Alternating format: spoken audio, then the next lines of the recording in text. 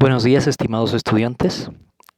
Vamos a empezar con en esta clase virtual el bloque número 5, que se trata sobre las artes y tradiciones. Ese es el tema. Pues antes de empezar, vamos a dar lectura a la destreza que vamos a cumplir. La destreza dice entrevistar a personas mayores o a expertos que puedan informar sobre juegos, hábitos y costumbres que hayan desaparecido o que apenas se practiquen en la actualidad. El tema de esta clase es sobre el patrimonio cultural. Pueden observar en estas imágenes y pueden darse una idea de lo que significa patrimonio cultural. Vemos aquí que hay comida, hay un instrumento musical, hay máscaras, hay esculturas. Pues vamos a ver de qué se trata. Primero vamos a ver un pequeño concepto de lo que es el patrimonio. Tradicionalmente, patrimonio hacía referencia a los objetos o bienes que una persona heredaba de sus progenitores. Hagamos de cuenta que una familia tiene, los padres tienen una casa, un carro, tienen terrenos, pues al los padres fallecer o al ya morir, pues dejan o heredan esto a sus hijos. Lo mismo es el patrimonio de un pueblo, pues es la herencia que nos dejan nuestros antepasados. ¿Qué será la cultura? Se refiere a un conjunto de bienes materiales y espirituales de un grupo social transmitido de generación en generación. Quiere decir que son costumbres, tradiciones, hábitos, valores, entre otros. Entonces el patrimonio cultural será la herencia material o inmaterial que nos dejan nuestros antepasados y tienen un valor cultural desde un punto de vista histórico, artístico, tradicional, religioso, entre otros. Hay algo muy importante en este concepto, pues nos habla sobre lo material y lo inmaterial. ¿Cuál es la diferencia?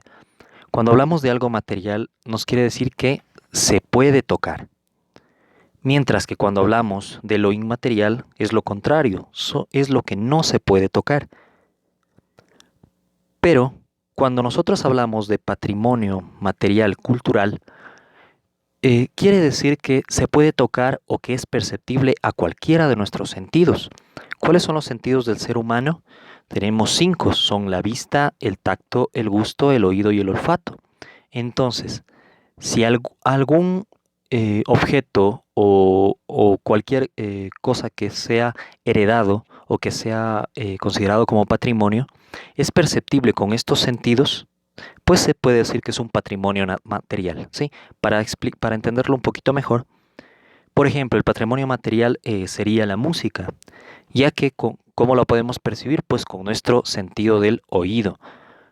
Si es que hablamos de la escultura, pues lo podemos percibir con el tacto y la vista. Cuando hablamos de una pintura, pues también la podemos percibir con el tacto y la vista. Y pues con el gusto y con el olfato, pues la comida que es tradicional. Entonces todos estos objetos y todas estos tipos de materiales son patrimonios tangibles, ¿sí? Para nuestros sentidos. Cuando hablamos en cambio de patrimonio inmaterial, pues nos referimos a lo que no se puede palpar, y en este caso, pues son los saberes y tradiciones de un pueblo o comunidad, como la danza, la literatura, la música, las festividades, leyendas, juegos tradicionales, entre otros. Pero ustedes me dirán, la música, como dijimos antes, dijimos que se puede escuchar, o sea, es palpable para nuestro oído, pero cuando hablamos del patrimonio inmaterial nos referimos al saber de esa persona o a los conocimientos que una persona tiene para realizar ese tipo de música. ¿Sí? Quiero que se entienda bien la diferencia. Cuando hablamos de festividades nos referimos al conocimiento que se heredó para poder realizar estas festividades. Cuando hablamos de leyendas son historias que las escucharon de generación en generación y por eso son un patrimonio inmaterial, porque es algo que se cuenta. ¿Sí? La danza también se refiere al conocimiento que una persona tiene para realizar una danza. ¿Sí? Y los juegos tradicionales, pues, simplemente son juegos, el conocimiento de los juegos que nuestros antepasados lo realizaban hace muchos años y que nos lo pasan nuestros antepasados y nos pasan nuestros abuelitos, nuestros padres. Sí, eso se refiere al patrimonio inmaterial. vamos a hablar un poquito sobre lo que la importancia de las fiestas que en nuestro país, ¿sí? Debemos entender que es importante que el patrimonio se lo conserve y lo transmita porque forma parte de una identidad de un grupo, de un pueblo. En el Ecuador, que es un país rico en culturas y en su territorio, se encuentran festividades tradicionales. Por ejemplo, en la comunidad Cofán de la Amazonía se celebra la fiesta de la Chonta, en la que se preparan chicha de chonta, bebida simbólica para una comunidad. Sí, podemos observar en la imagen.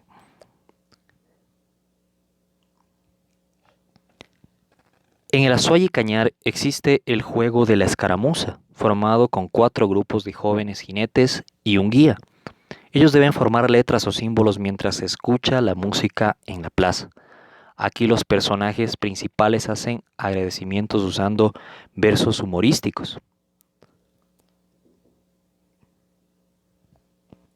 Y entre el patrimonio inmaterial, pues algo también muy tradicional y que se hereda de generación en generación, pues son los juegos tradicionales en nuestro país.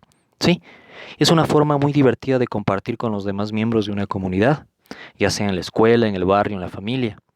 Compartir tiempo de juego con quienes forman parte de nuestra vida, esto genera pues lazos de amistad. Además es parte importante de la actividad física para ayudar a mantener bien nuestro cuerpo. Los juegos tradicionales que se han venido perdiendo un poco en la actualidad, pues algunos tal vez ustedes lo reconozcan. Aquí tenemos la rayuela, tenemos en la imagen los ensacados, vemos también los trompos, el palo encebado, canicas, ¿sí? Y muchos otros juegos que existen, ¿sí? En nuestro país. Para terminar, pues una pequeña actividad que va a quedar como tarea, igual está en las hojitas de actividades que se envían. Lo que van a tener que hacer es conversar con una persona mayor sobre algún juego que practicaban cuando eran niños. Pregúntenles el nombre del juego, cómo lo jugaban y las reglas que tenía este juego. ¿Cuál va a ser su tarea? Pues escribir las respuestas de la persona que ustedes entrevisten, ¿sí? Anotarlas en un cuadernito o en una hoja. Y después de que tengan el nombre del juego, sepan las reglas y cómo jugarlo, pues van a hacer un dibujo. Puede ser parecido al que se presenta en esta diapositiva, ¿sí? Un dibujo que nos exprese qué juego hacían o practicaban la persona que ustedes están entrevistando, ya sea su papá, su abuelito, su primo, su hermano, alguna persona adulta que ustedes puedan entrevistar, ¿sí? Eso sería todo por la clase del día de hoy, pues espero que hayan disfrutado, hayan entendido sobre los juegos tradicionales y sobre lo que es el patrimonio material e inmaterial de la humanidad, ¿sí? Muchísimas gracias por su atención, espero que estén muy bien y muchas bendiciones en sus hogares. Gracias.